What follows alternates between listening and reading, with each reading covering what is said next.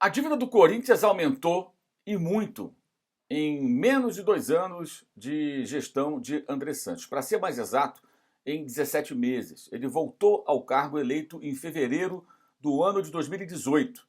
E no último demonstrativo financeiro do clube, publicado no site do próprio Corinthians, na página Transparência, você vê lá a dívida, de quanto era a dívida em meados do ano passado, de quanto era a dívida em junho de 2019. E ela já batia a casa, superava a casa dos 626 milhões de reais. Quando Andrés assumiu, ou seja, ao final de 2017, no encerramento do mandato do presidente Roberto de Andrade, a dívida estava na casa dos 435, quase 436 milhões de reais. Ou seja, a dívida corintiana ela cresceu nada mais, nada menos que 190,4 milhões em 17 meses, entre fevereiro de 2018 e junho de 2019. Isso dá uma média de 11,2 milhões por mês de crescimento, como se ela crescesse mais de 11 milhões em média por mês. E o balanço de 2019, o balanço corintiano, ainda não foi divulgado. Alguns clubes já publicaram seus balanços, é uma obrigação, todo clube no mês de abril tem que publicar o balanço do ano anterior. Grêmio, Bahia, Flamengo, Fortaleza, são alguns clubes que já, da primeira divisão, que já apresentaram seus balanços. O do Corinthians, informação que nós tínhamos até sexta-feira, é que aguardava a aprovação do Conselho Deliberativo do clube para poder ser publicado.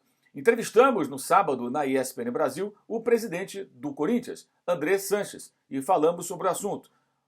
Trechos dessa entrevista você encontra nos links que estão aqui embaixo na descrição do vídeo.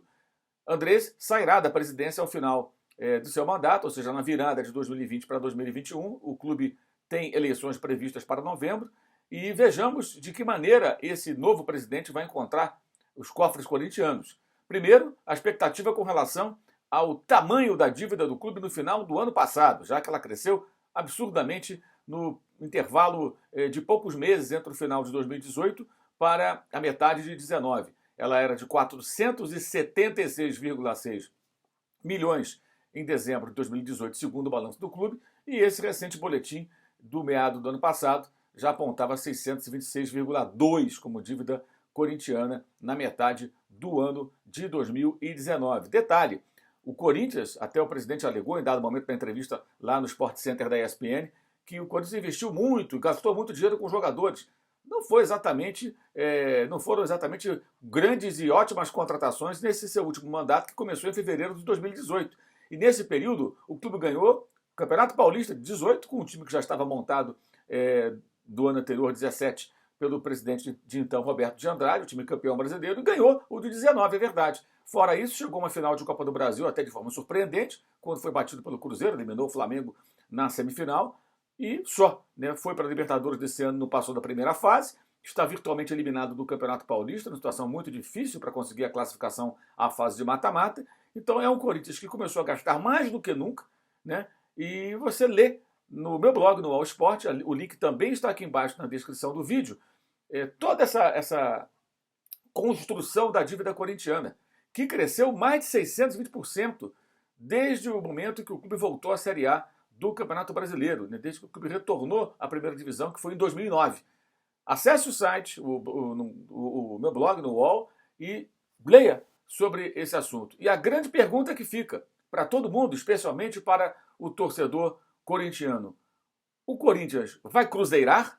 Isso mesmo, cruzeirar é o novo verbo, todo mundo que acompanha o futebol já conhece o verbo cruzeirar.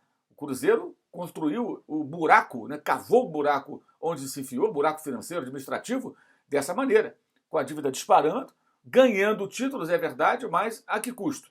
Ao custo de uma tremenda inconsequência administrativa e financeira. Detalhe importante, essa é a dívida do Corinthians, que não envolve o estádio. A Arena Corinthians é outra história, é outro caso, é administrada por um fundo, não entra nos balanços, nos demonstrativos financeiros corintianos. Então você tem também um estádio de 1 bilhão, e lá vai fumaça, mais de 1,5 bilhão, há quem diga que já custou 2 bilhões, sabe-se lá qual é a dívida atual, ninguém sabe exatamente qual é o número exato, preciso, mas é uma dívida que certamente, somando tudo, clube e estádio, está batendo aí, imagino eu, a casa dos 2 bi, né, o que é assustador, assustador. Isso tomando por base matérias feitas meses atrás que já apontavam 1.600 o custo do estádio. Então, mesmo o Corinthians pagando uma parte, que não chega a 2 bi, vai passar de 1,5, talvez até com facilidade.